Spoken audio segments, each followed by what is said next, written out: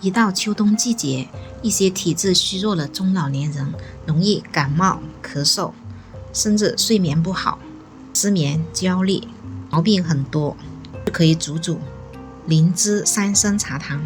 这个方子呢是老中医的一个名方，口感好，健脾养胃，调整阴阳平衡，喝了脾胃好，睡得香，一生有劲。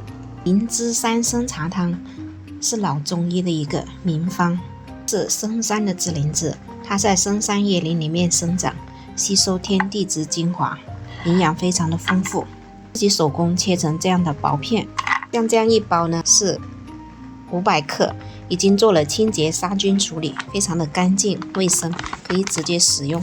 这是新鲜无硫的大党参，党参补中益气，健脾养胃，是太子参，太子参润肺止咳，一些脾胃虚弱的人非常好，老少咸宜，而且不会上火。配上一点西洋参，西洋参生津润肺，清心火，它是微寒的。参山茯苓片，茯苓健脾利水，调整肠胃运动，还能祛湿气。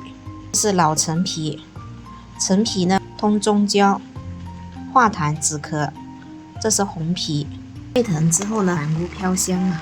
像这样沸腾之后呢，转小火，同时煮个20到25分钟左右。这里呢放了有5片的紫灵芝，大约有20克左右。灵芝呢也要有一定的量，还有更好的疗效。这个紫灵芝呢，野林里面生长，它是比较结实的，不会蓬松的，品质又比较高。党参有1根，大约有15克。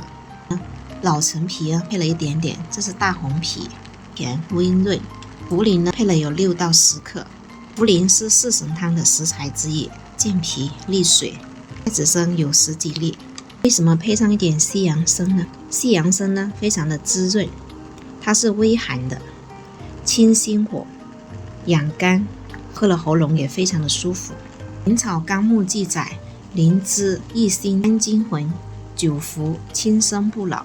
就是说灵芝呢是可以长期服用的，而且没有任何副作用，对我们的心脏、肝、脾、肾都有很大的帮助。这款紫灵芝呢没有苦味的，菌菇香味，它在深山野林里面生长，营养非常的丰富。汤色已经越来越浓了，好，把它倒出来。灵芝三参茶汤，汤色红亮。这个茶汤喝完之后呢，可以蓄水煮第2次。这个茶汤呢口感也好，灵芝的药香，有三参的那种清香的味道，非常的开胃，沁人心脾。